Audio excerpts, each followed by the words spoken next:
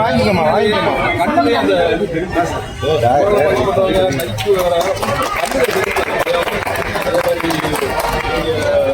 அழுகும்போது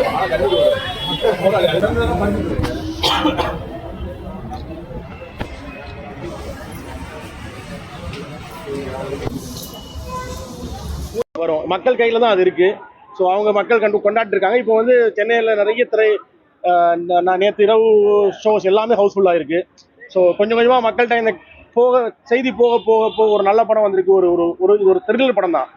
so இந்த அரசியல் எல்லாத்தையும் விட்டிங்கன்னா ஒரு த்ரில்லர் படம் பார்க்கலாம், ஒரு கல்யாணத்தை பார்க்கலாம். படம் பார்த்த வரைக்கும் எல்லாரும் என்ன சொல்றாங்க, 1.5 மணி நேரம் போனதே தெரியல. இப்போ ஆரம்பிச்சது எப்படி இந்த தளத்துல, அது இந்த நேரத்துல தேர்தல் நேரத்துல எப்படி அப்படின்றாங்க. 1.5 மணி நேரம் போகணும்னு நினைக்கிறீங்களா? 1.5 மணி நேரத்துல நம்மளுடைய எண்ணம் இல்ல, எந்த ஒரு கதையை எடுத்துக்கிட்டாலும் இந்த கதையை சொல்றதுக்கு இவ்வளவு நேரம்ன்றதானே இருக்கு. ஸோ இந்த கதையை எனக்கு சொல்றதுக்கு 1.5 மணி நேரம் போதுமா இருந்துச்சு. இதை விட வேற ஒரு கதை நான் பண்ணும்போது, அடுத்த படம் நான் பண்ணும்போது அது 2.5 மணி நேரமா இருக்கலாம், 3 மணி நேரம் இருக்கலாம். சில படம் 4 மணி நேரம் படம் எல்லாம் வருது. ஸோ அந்தந்த கதைக்கு என்னென்ன காலம் தேவையோ ஏன்னா அந்த 1.5 மணி நேரம்ன்றது ஒவ்வொரு ரசிகனுடைய 1.5 மணி நேரம் இல்ல, அவன் எனக்காக கொடுக்குறான். So I have to value இல்லையா, நான் ஒருத்தனுடைய ஒவ்வொரு நிமிஷத்தையும் நான் வந்து மதிக்கணும் இல்லையா. அதனால நான் அந்த 1.5 மணி நேரத்தை மதிக்கிறேன். எனக்கு இந்த 1.5 மணி நேரத்தை கதை சொல்ல போதும். அவன்கிட்ட இருந்து எக்ஸ்ட்ராவா ஒரு நேரத்தை நான் எடுக்க விரும்பல.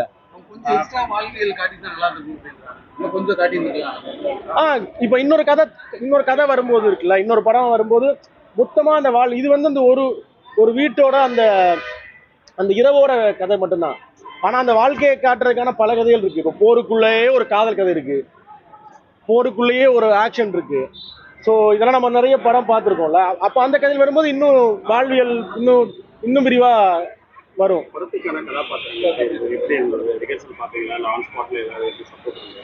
நான் படத்துக்கான கதாபாத்திரங்களை எனக்கு என்னோட மைண்ட்ல இருக்கும்ல, இவங்க தான் அந்த மாதிரி கதாபாத்திரங்களை நான் கிட்டத்தட்ட 3-4 மாசம் தேடிட்டு இருந்தேன். எனக்கு இப்போ என் வரைக்கும் பார்த்தா நீங்க மொத்தமா நிப்பாட்டி வச்சு பார்த்தா ஒரு ஃபேமிலின்னு தோணும். அந்த மாதிரி இருக்கும்னு நினைச்சேன்.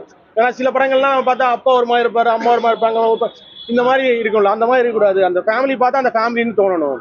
ஸோ அதனால ரொம்ப மெனக்கெட்டு தான் ஒவ்வொரு கதாபாத்திரங்களையும் நான் இது பண்ணேன். இந்த கேரக்டர், இப்போ அவரோட கேரக்டர் மாதிரி ஒரு போராளி இருந்தாரு. இப்போ நீங்க ஈழம் பத்தி தெரிஞ்சவங்களுக்கு எல்லாம் தெரியும். அங்க ஒரு பெரிய ஒரு போராளி, முக்கியமான போராளி வந்து கிட்டத்தட்ட அவரை மாதிரி இருப்பாரு. அவருக்கு நீங்க கண்ணாடி மட்டும் போட்டு அந்த போராளி மாதிரி இருப்பாரு. ஸோ அதனால நான் அவர் அந்த ரெஃபரன்ஸ் இருக்குல்ல.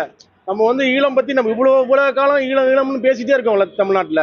ஆனா ஈழம் பத்தி ஒரு சினிமா வரவே இல்லை. அப்ப அந்த சினிமா வரும்போது அது அச்சொட்டாக அந்த சினிமாவா இருக்கணும். ஸோ நம்ம ஈழத்து மொழி புரியாதுன்னு சொல்லிட்டே இருந்தாங்க. அந்த மொழியில நம்ம எல்லாருக்கும் கோயம்புத்தூர் பாச புரியுது, மதுரை பாச புரியுது, திருநெல்வேலி பாச புரியுது. ஆனா ஈழத்து பாச மட்டும் எப்படி புரியாது? அதுவும் தமிழ் தானே. அதனால அந்த மொழி தான் இருக்கும்னு நினைச்சேன்.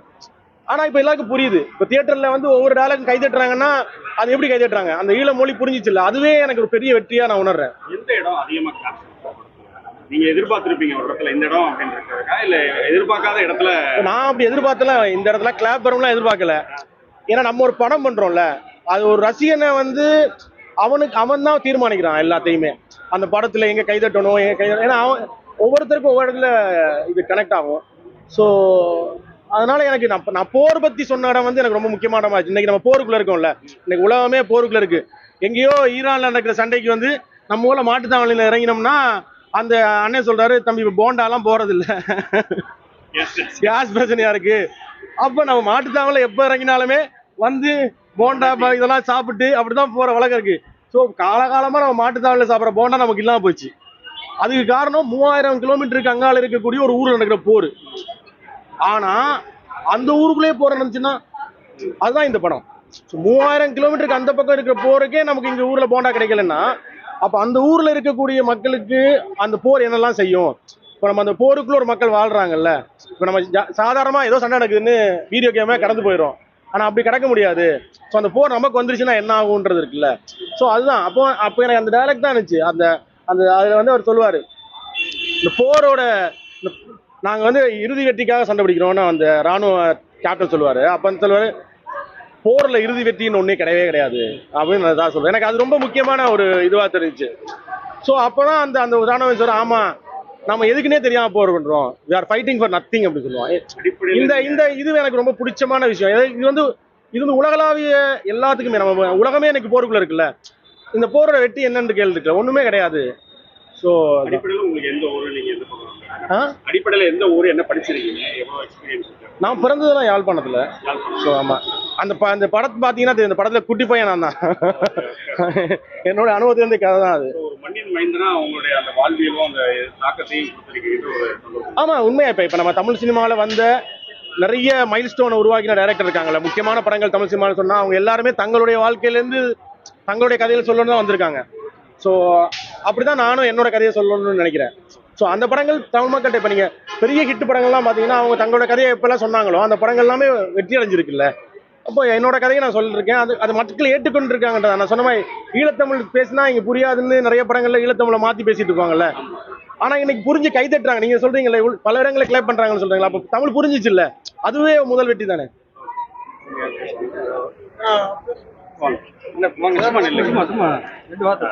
படம் அப்படின்னா ஒரு வித்தியாசமான ஜெர்னரா இருக்கு.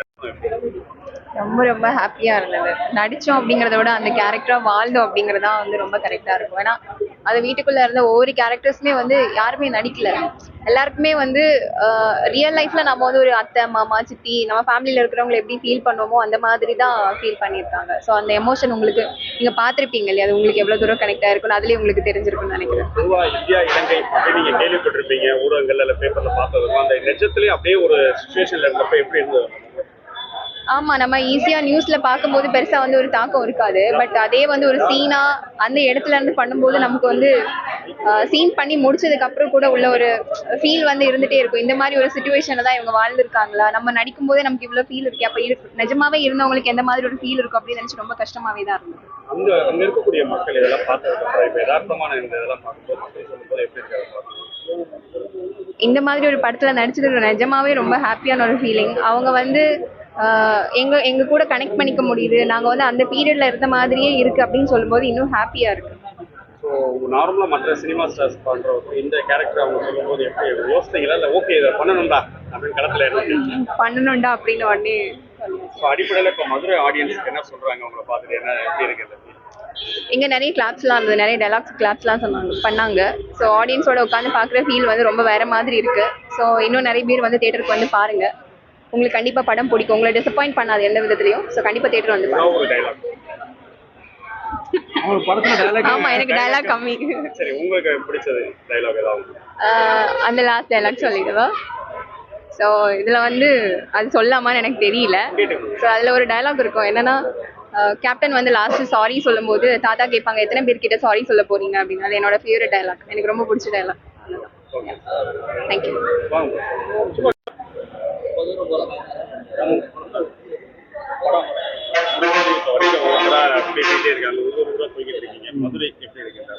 மதுரை எப்பவுமே ஆல்வேஸ் ஸ்பெஷல், சினிமாவை கொண்டாடுற ஒரு இது.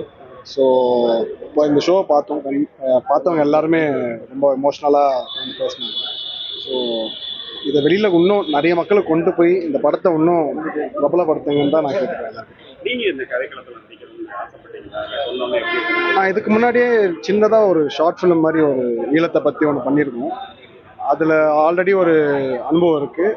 பட் ஆனால் இது ஒரு படமாக, ஒரு முழுநீள படமாக இது வரப்போ சில எக்ஸ்ட்ரா, இப்போது டைரக்டர் சோமி அவர் வந்துட்டு நிறைய டாக்குமெண்ட்ரிஸ் போட்டு காமிச்சார் ஈழத்தை பற்றி. அந்த போர் நடக்கிறப்போ நிறைய ஆவணப்படம் நிறைய இருந்துச்சு, அதெல்லாம் போட்டு காட்டினதால எனக்கு இன்னும் அந்த கேரக்டருக்குள்ளே இறங்க முடிஞ்சுது. அது இப்போ வெளியில் படமாக பார்க்குறப்போ அது ஆடியன்ஸுக்கும் அது கனெக்ட் ஆகுன்றப்போ சந்தோஷம்.